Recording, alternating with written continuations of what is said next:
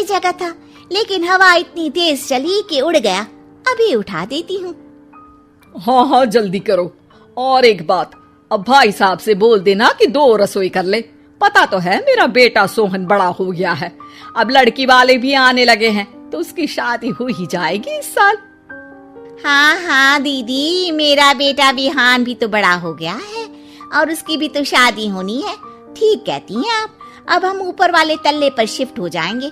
मैं विहान के पापा से बात कर लेती हूँ। बात नहीं करना, शिफ्ट होना है, क्योंकि मैं अब साथ नहीं रह सकती। हाँ हाँ दीदी, ठीक है ना। फिर क्या, हो जाते हैं एक घर के, एक परिवार के 2 टुकड़े और 2 रसोई, दोनों के बेटों की शादी। और फिर शुरू होती है कहानी। अरे मेरी बहू तो ढेर सारा दहेज लाई है। ये देखो, बड़ा टीवी, एसी, कार और गहने भी। दीदी ये तो बहुत अच्छा है, लेकिन है कहाँ आपकी बहू? अब वो सो रही है, थोड़ी रिजर्व टाइप की है ना, अपने ही कमरे में रहती है और ज्यादा बात भी नहीं करती। तभी रमा की बहू की आवाज आती है। माँ कहाँ है आप? जल्दी आइए, नाश्ता ठंडा हो रहा है और मुझे भी भूख लग रही है। आ रही हूँ बेटा, रुक। दीदी चलूं क्या? ये लड़की मेरे साथ ही बैठकर खाती है, वैसे भी भूख लगाई है। ये बोलकर वो चली जाती है। तभी श्यामा की बहू बाहर आती है और बाहर की ओर जाने लगती है। अरे बहू, कहीं जा रही हो क्या? क्या है माँ जी, बिना बात के ठोका मत करो। जा रही हूँ मैं। वैसे भी मेरे पापा ने कार घर में रखने को तो नहीं दी है ना। अरे नहीं नहीं बेटा, बिल्कुल बिल्कुल, घूमो घूमो। मैं तो कहती हूँ मुझे भी साथ लेकर जाया करो, साथ ही घुमा करेंगे। अरे नहीं नहीं, मैं आपके साथ बिल्कुल भी कंफर्टेबल नहीं हूँ। वैसे भी मैं शॉपिंग में जा रही हूँ, कहाँ आपको टांगती फिरूंगी।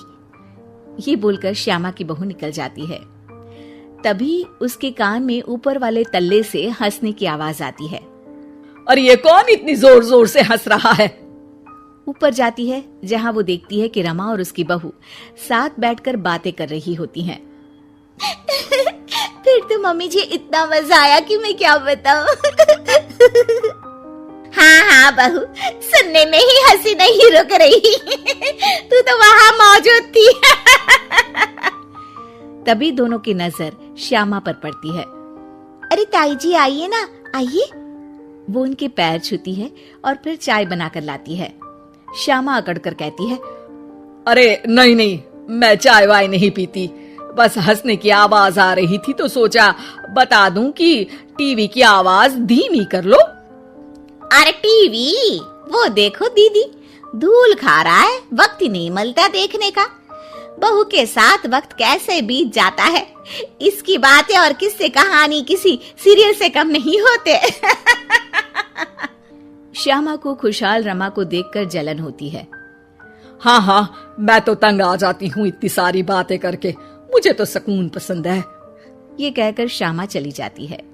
अगले दिन रमा अपनी बहू के साथ घर से जा रही होती है कि तभी दरवाजे में श्यामा उन्हें टोकती है। अरे कहाँ जा रही हो दोनों?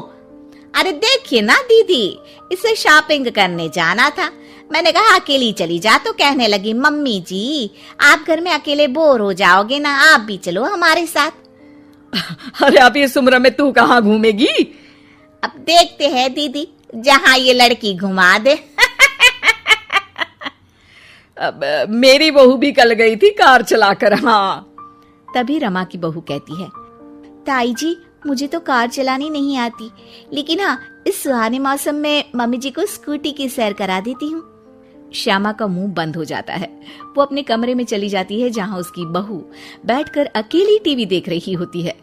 बहू तू भी कुछ बातें किया करना, मैं अकेले अकेले बोर हो जाती हूँ। तो क्या मैं यहाँ आपको एंटरटेन करने आई हूँ? देखिए मम्मी जी, मैं तो सिर्फ ये कहना चाहती हूँ कि ये टीवी मेरे पापा ने दी थी, तो ये टीवी कल तक मेरे कमरे में लग जानी चाहिए, समझिए आप। ये बोलकर वो वहां से चली जाती है। श्यामा सोच लेती है कि वो अब ये सारी बातें अपने बेटे को बताएगी।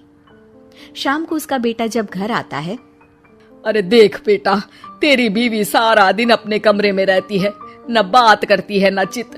मैं बूढ़ी सारा दिन भूत की तरह अकेली घूमती रहती हूँ घर में। अरे माँ, मैं क्या बोलूं? मैंने कई बार उसे बोला कि सबके साथ उठा बैठा करो, हंसा बोला करो और मिलकर रहो, लेकिन वो कहती है कि उसका मन ही नहीं करता। अरे क्यों मन नहीं करता है? ऐसा क्या हो गया? माँ, तुझे याद है उसके पिता ने कार देने से मना कर दिया था। कहा था कि उनके पास पैसे नहीं है, साथ ही तेरे सामने हाथ भी जोड़ा था। लेकिन कैसे तूने उसके पिता के साथ बुरा व्यवहार किया था। उन्हें कहा था कि पैसे नहीं है तो किसी भिखारी से शादी कर दो अपनी बेटी की। हाँ बेटा, तभी तो आज दरवाजे पर इतनी लंबी कार खड़ी है। बस माँ, तो अब तू उस कार से ही बात कर और उससे मन लगा, क्योंकि पिता के आंखों का आंसू आपकी बहू के दिल तक उतर चुका है और आपकी इज्जत उसकी नजर में। अब श्यामा को समझ आता है कि कुछ निर्जीव चीजों से घर भरने से अच्छा है कि सजीव चीजों से जिंदगी भरी जाए।